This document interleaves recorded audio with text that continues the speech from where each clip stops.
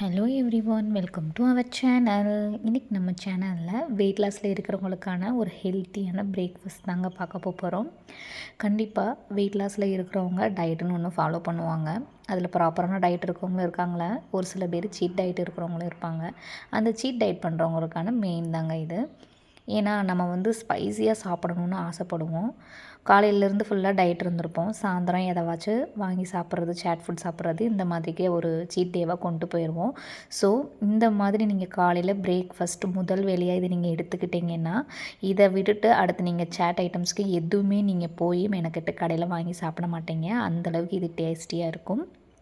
இதுக்கு 2 குழிக்கரண்டி அளவுக்கு பாசிப்பயிறு வேக வச்சது எடுத்துக்கிறணுங்க.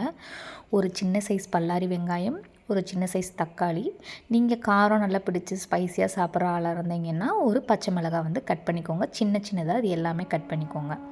இதை எல்லாத்தையும் அந்த பாசிப்பயிரில் கலந்து நம்ம ஃபுல்லாக மிக்ஸ் பண்ணிவிட்டு நம்ம சாப்பிடலாம். இது ரொம்ப டேஸ்ட் வைஸ் சூப்பராக இருக்குங்க. நீங்கள் இன்னுமே ஒரு டேஸ்டியாக சாப்பிடக்கூடிய ஆளாக இருந்தீங்கன்னா, இதில் தக்காளியும் பிடிக்காத ஆட்களாக இருந்தீங்கன்னா தயிர் நீங்கள் ஆட் பண்ணிக்கிடலாம். கூடவே சாட் மசாலாவும் ஆட் பண்ணிக்கலாம். பட் நீங்கள் ப்ராப்பர் டயட்டு இருக்கிறீங்க, உடல் எடையை குறைக்கணும்னு நினைக்கிறவங்க சாட் மசாலா கண்டிப்பாக யூஸ் பண்ணக்கூடாது. பெப்பரு, ஜீரகப்பொடி இந்த மாதிரி போட்டு நீங்கள் சாப்பிடலாம்.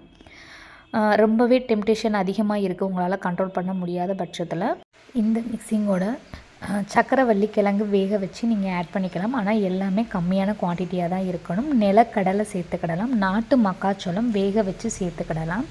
பட் நீங்கள் இது எல்லாமே சேர்க்குறதா இருந்தால் உங்களோட பாசிப்பயிரின் அளவை கம்மி பண்ணிக்கிறணும். உங்கள் ஹெல்த்தியாக பிரேக்ஃபாஸ்ட்டை எடுத்துக்கோங்க கண்டிப்பாக. Thanks for